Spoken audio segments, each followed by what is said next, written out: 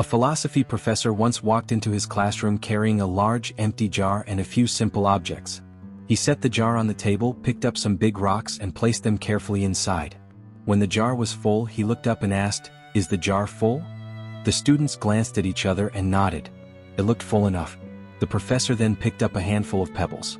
He poured them into the jar, gently shaking it so the pebbles nestled into the spaces between the rocks. "How about now?" he asked with a slight smile. The students murmured, some nodding, "Yes, it's full." Then the professor took a cup of sand. He poured it in slowly, watching as the fine grains slipped into all the remaining gaps.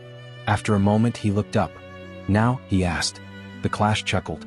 This time everyone agreed, the jar was truly full. After a pause, the professor's tone softened. "This jar," he said, holding it up, "is your life. The rocks? They're the big things, your health, family, close friends, and personal growth. These are the things that give you purpose, that make life worth living. If only the rocks were in the jar, your life would still feel full."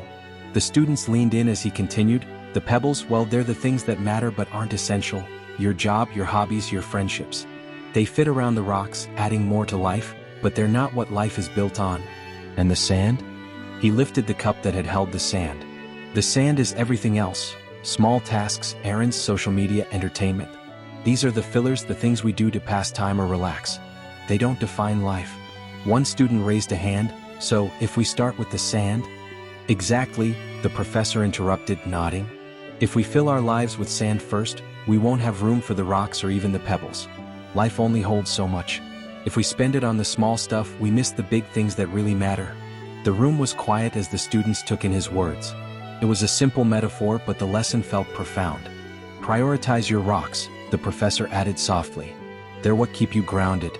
Everything else will find its place around them." And with that, the class was left with a thought to carry into their own lives.